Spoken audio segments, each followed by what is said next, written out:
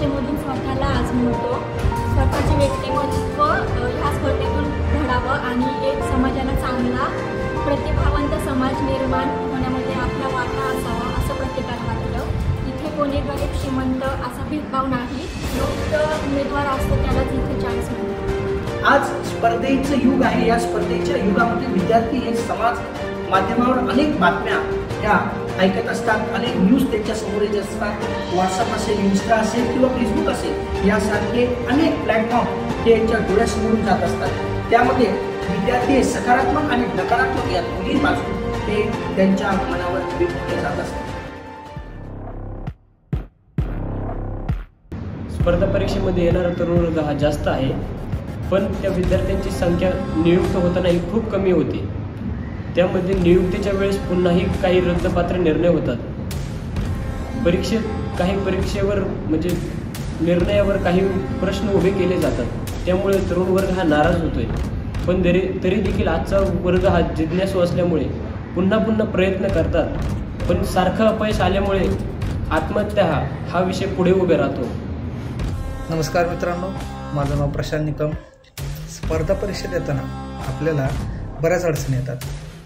काही आर्थिक अडचणी असतात, काहींना मानसिक प्रॉब्लेम असतो, घरातून टेन्शन असतं, समाजाचं टेन्शन असतं, बऱ्याच अडचणी आपल्याला येत असतात। पण त्या अडचणीला आपण दुर्लक्ष करून त्याला फेस कसं करता येईल हे आपल्याला कळलं पाहिजे। कोणतीही गोष्ट संघर्षाशिवाय मिळत नाही।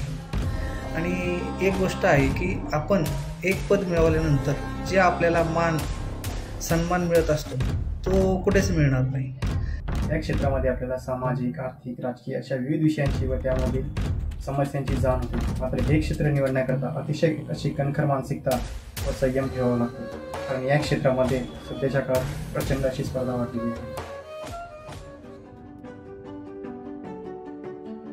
मध्यंतरी चर्चेत असलेले प्रकरण पूजा खेडकर हे आपण पाहतच आहोत, ऐकत आहोत वेगवेगळ्या माध्यमातून। अशा प्रकरणामुळे स्पर्धे परीक्षेच्या विद्यार्थ्यांना किंवा स्पर्धे परीक्षेला गालबोट लागते असे मला वाटते। UPSC मध्ये जे प्रकार घडून आलेला आहे तो मध्ये पूजा खेडकरचा असेल तर UPSC या आयोगाने त्याच्यावर लगेच ॲक्शन घेतलेली दिसते। ही विद्यार्थ्यांमध्ये सकारात्मक बाब आहे। काय होतं की परीक्षेत मार्क कमी पडले की काहींना यश मिळू शकतं, काहींना अपयश मिळू शकतं। त्यामुळे अपयशवाले मुलं डिप्रेशनमध्ये जाऊ शकतात, त्यामुळे त्यांनी स्वतःला सावरणे गरजेचे आहे। त्याचबरोबर अनेक परीक्षा ह्या रद्द होताना सुद्धा बघितल्या गेलेल्या आहेत। नेमकी विद्यार्थ्यांची नियुक्ती होत असते आणि त्या नियुक्तीच्या दरम्यान सुद्धा त्यांच्यावर स्टे आलेला आपल्याला पाहायला मिळतो। या सुद्धा बाबी अतिशय खेददायक आहेत। कोणत्याही मुलासाठी, त्याच्या कुटुंबासाठी, कॉलेजसाठी स्पर्धा परीक्षा हे एक स्वप्न असतं। एका विद्यार्थ्यामध्ये हे सगळे घटक जीव लावून मेहनत घेत असतात, त्यामुळे त्यांच्या यश अपयशात त्यांचा पण मोलाचा वाटा असतो। बरेच जे खाजगी कोचिंग क्लासेस आहेत तर त्या कोचिंग क्लासच्या माध्यमातून टॅगलाईन वापरल्या जातात की आम्ही स्पर्धक हे फॅक्टरीच्या स्वरूपात बनवतोय, म्हणजे ते काही प्रोडक्ट नाही। तर आपल्याला एक सृजनशील समाज घडवायचा आहे, एक कृतिशील समाज घडवायचा आहे, समाजाला एक सकारात्मक दिशा द्यायची आहे।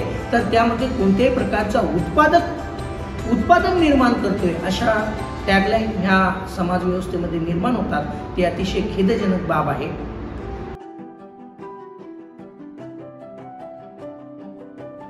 जे विद्यार्थी स्पर्धा परीक्षेसाठी अभ्यास करू इच्छितात त्यांना पाण्याची सोय, विद्यार्थ्यांना पुस्तकं, विद्यार्थ्यांना काही माहिती लागली तर ती त्वरित त्यांना डिजिटल लायब्ररी सुद्धा आहे, त्या थ्रू त्यांना उपलब्ध होते। मुलांना इंटरनेट, वायफाय सेवा सुद्धा आम्ही इथे पुरवित आहोत।